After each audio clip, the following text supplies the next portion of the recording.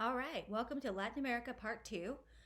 So today we're going to finish our lecture um, and talk about some of the history of Latin America and then immigration and then some present day concerns for this big and diverse region. Um, your last map quiz over Latin America is due Sunday. I've graded your map quiz over Australia, Oceania, New Zealand, and Antarctica. It's graded, and then I posted under announcements the answers. So if you want to check what you missed, go ahead and just double check against the answers. Just a few reminders. If you haven't turned in a current event, you better turn it in soon. I want all of them due, I don't know, by the last week of class. So get them in. Also, so aside from one more, so you have what's left. You guys have one more map quiz on Latin America, final read and review questions over North America, the final exam, and then your final presentations. Usually those were supposed to be in groups, but it's going to be on your own. Let's go and check it out because I posted everything on your Blackboard. All right, so go on Blackboard, and the last little note says final presentations. So here's the Dropbox. They're due by Thursday, April 30th. So get those in by, and that's the last week of class. So next week we do North America, and the week after that you just focus on these presentations. So here's a hard copy of it. It's worth 40 points, due April 30th.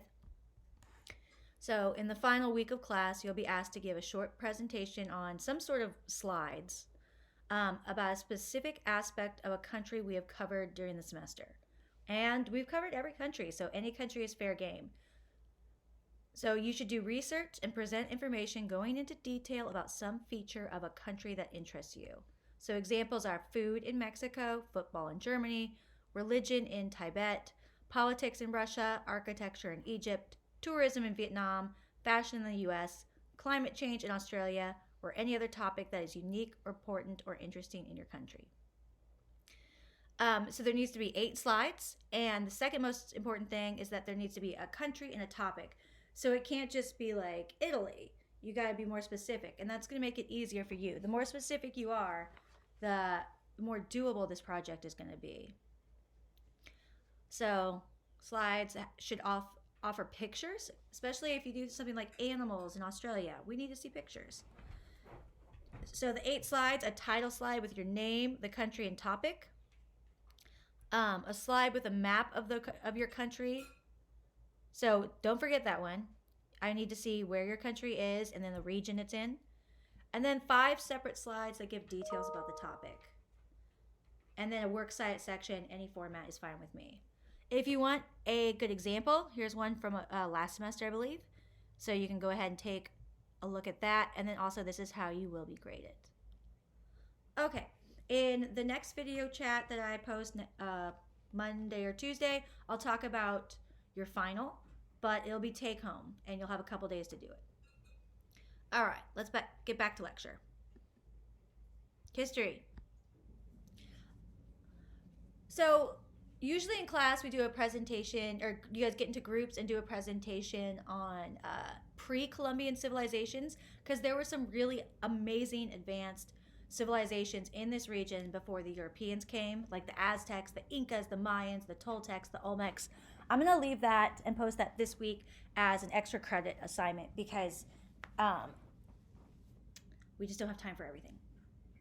Okay, so history. Within 50 years of Columbus, most of this region was conquered, and not all, but a lot of the indigenous or the people that were there before Columbus were killed. So a lot of the dirty work was done by conquistadors, so a Spanish conqueror. We have Cortez, who defeated the Aztecs in Mexico in 1521, and then Cortez is kind of a pretty serious looking guy. Then we also have Pizarro, who decimated the Incan Empire in South America in the country of Peru in 1535.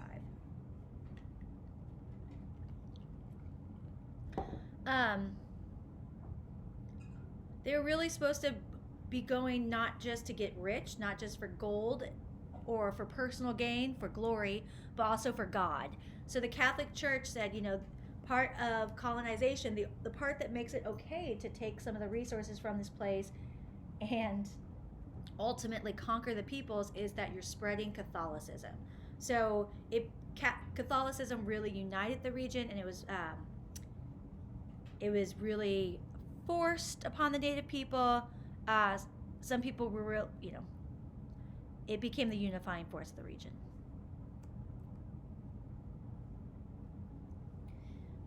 So the Spanish were pretty oppressive as colonizers. You didn't really want to be colonized by the Spanish. First, mining was the big cash cow of the region, so especially silver mining and gold mining.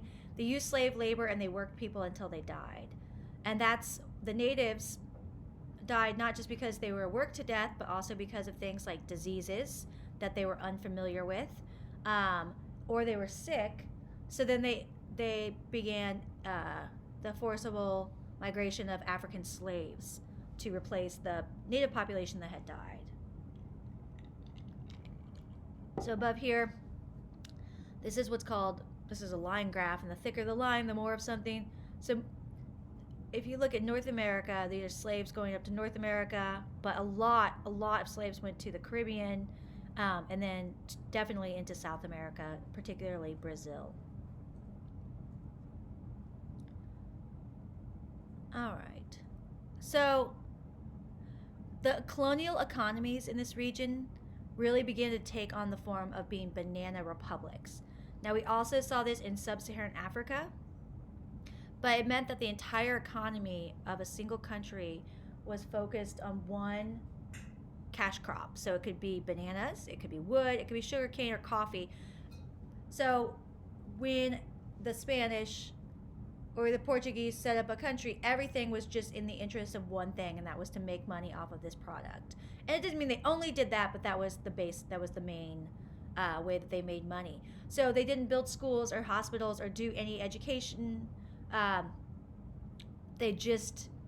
entire country, roads, everything was focused on exportation and exploitation of that resource.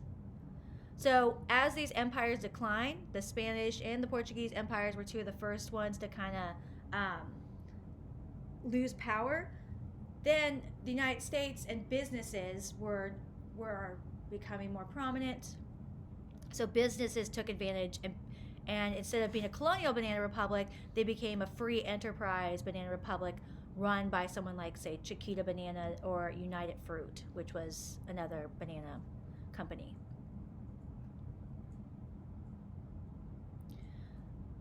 The countries in this region became independent earlier than most of the other places that we've studied. So most of African nations became independent in the 60s. Same thing, 50s, 60s for Southeast Asia, and then South Asia a little earlier. But these countries became independent in the 1800s. And again, that has a lot to do with Spain and Portugal's lowering power, their power was decreasing globally. And then countries like the United States were gaining power and saying, no, this is our backyard, the Spanish need to get out. So we actually helped independence movements because we wanted to have control of the countries in this region.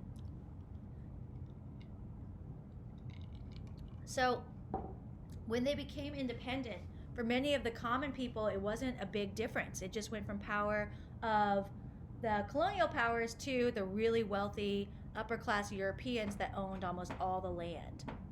So dictators took charge in sort of this power vacuum, and there was dictators took advantage of the politically unstable situation in several countries in this region.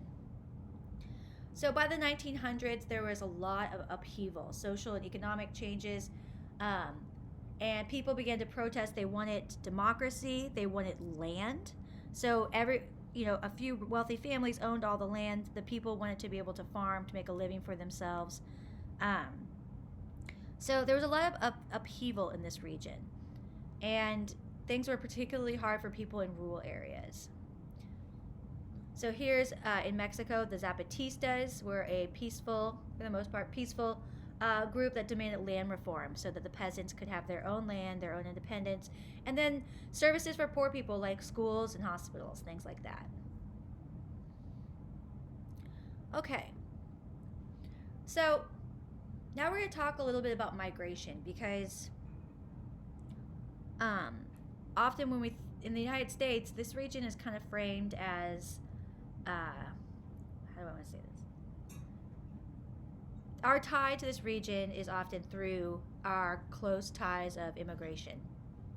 So, because of dictators and instability, people in Latin America in the 20th century have been, and particularly the second half of the 20th century, have been moving to places like the United States. And when anybody moves across borders, it's because of push and pull factors. So you can think of a push factor as something that pushes you out of your country, so it pushes you out the door. And a pull factor is, of the 190 some odd countries in the globe, what makes you want to go to that one? What pulls you into a particular place? So push factors: civil war, lack of economic opportunity, personal and religious persecution, lack of political freedom. And then pull is often just kind of the opposite. So peace, opportunity in terms of economics, opportunity in terms of education, freedom. And another one is family ties. For Latin Americans, for Europeans, for people across the globe, you'll often, when you immigrate, you want to go to a place where you already have family or people that you know, because they can help you find a pediatrician in your new home city, or schools for your kids to go to, or a job. All right, so take a moment and think about specifically, pause the video or the recording if you need to. A couple push factors that make residents of this region want to migrate, and then think of some places, where they want to go, and list a few pull factors of the destination countries. So why would you want to go to the United States? What do we offer? All right.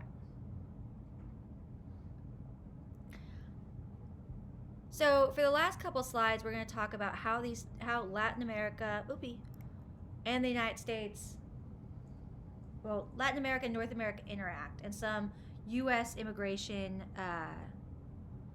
policies that have greatly impacted this region. So the United States accepts more immigrants than any country. Our foreign-born population is about 13%. It's not the highest it's ever been, but it's higher. And this is data from pre-COVID-19, so this is going to change over the next year because no one's moving anywhere. This will not come as a surprise to you, but some people think immigration to the United States is a good thing. Other people think it's not as beneficial. Those that look at the beneficial side of immigration say that, first, it keeps our population from declining because the U.S. population is not replacing itself. We're not having enough kids to replace our current population. Our population will decline if we don't have immigrants. And it brings in workers that work jobs that American, particularly young people, don't want to work. Others disagree with the benefits. Generally, immigration historically has not been so much a Republican or a Democrat issue. It's what the economy is doing. So if the economy is strong, it doesn't matter if you have Republicans in charge of Congress and the presidency or Democrats. If the economy is strong, we have more lenient immigration policies. If the economy is weak because of war, recession, Great Depression, we close off our borders. That being said, Donald Trump is known and campaigned on having a very strict immigration policy. So if you can zoom in and read this, some of his immigration plan that he has tried to put into place. One is end birthright citizenship. So birthright citizenship, when my family came over from Scotland, I don't know, 100 years ago, 140 years ago, my great-great-grandparents were not citizens, but the kids that were born here were automatically citizens. So if you're born in the United States, you're an American citizen. It's how many European immigrants became citizens. So he's trying to end that. Triple the number of ICE agents, so immigration enforcement agents. Cut grants to sanctuary cities. Sanctuary cities are cities like Seattle, San Francisco, Chicago, and a lot of smaller ones too. That basically they will give private scholarships to immigrants, to people that are in the country, they're unauthorized immigrants rather, and they don't necessarily, they try to keep ICE from, what am I trying to say here? They want the police to do the job of keeping the city safe and not go look for people that are in the country illegally. Okay, and then another one is confiscate remittances. So a remittance is you make money in the United States, you send it back home to Indonesia or Mexico or the Philippines. So he's saying you can't just work here and send money home. This is interesting because remittances make up a large part of other countries' economies, where their country itself doesn't have a strong economy. People sending money back home from other places really helps allow people in those other countries to buy a home or start a business, etc. And then make Mexico pay for well. All right. In the United States, we often think of Mexico as being where, most of our immigrants come from in the United States. It's sort of changing, and it's really been changing since 2008, since the 2008 recession. So if you look, here's Mexico. The numbers have been falling greatly since about 2005, 2007, boom, going down. Now instead, we see now India and China. We have more immigrants coming from those two countries than Mexico. I'm skipping that one. All right, special case, DACA and Dreamers. So I want you to take a little time on your own and go through, and this will be on your final exam. So what is DACA? What does it stand for? And this postdates the book, so you're going to need to Google this. And then who are the Dreamers? What are some of the critiques of DACA? So we have these fellas here. No more DACA. Build a wall, deport them all. What are some of the critiques of DACA? And then what would you do? What should be done? And here are a couple videos about DACA, or you can read about it on the internet on your own. But be sure to know who DACA and the Dreamers are. Okay, so building a border wall. That has been in the news a lot in the past 4 years. Building a border wall between the U.S. and Mexico. U.S. and Canada currently has the world's largest undefended border, but our relationship with Mexico is quite different. This is what part of the border wall that's already built looks like. This is where it meets the Pacific Ocean. This is the U.S. and Mexico here. So the border, one of your questions is about the Rio Grande. The border between the U.S. and Mexico is about 2,000 miles long. The Rio Grande, the big river, stretches for 1,200 of that. So this has definitely been sidelined a little bit because of coronavirus, but this is a big hallmark of Donald Trump's presidency, is to build a border wall and to have Mexico pay for it. So his wall would be 55. This is from White House. 55 feet high, 1,000 miles across, and it would cost, according to the White House, $18 billion. But the Massachusetts Institute of Technology estimates more like $40 billion. So I want you to think about some of the pros and cons of the border wall. Some people think it would be very expensive and possibly not work because people argue that a lot more drugs that come to the United States come from, what do you call those big things on the boats? Tim. Anyway, boxes. Anyway, they come from ship and from air and not necessarily from land. Some people say it's a huge environmental disturbance, so it hurts things like anything that migrates in the desert or across the United States into Mexico, because animals, butterflies, all those things do not care what country is what. Some people say pro might be it could stop terrorism or drugs coming in the United States or people coming in that are unauthorized. All right. And then lastly, just here are some images of the wall. This is a woman talking to a family member from one side of the border wall to the other because there's little slats in there. This is people playing volleyball across the border wall. These people are painting it blue, so it's less of an eyesore and more beautiful. And then these are little graves of all the people that were found dead trying to cross through the desert and died in the desert.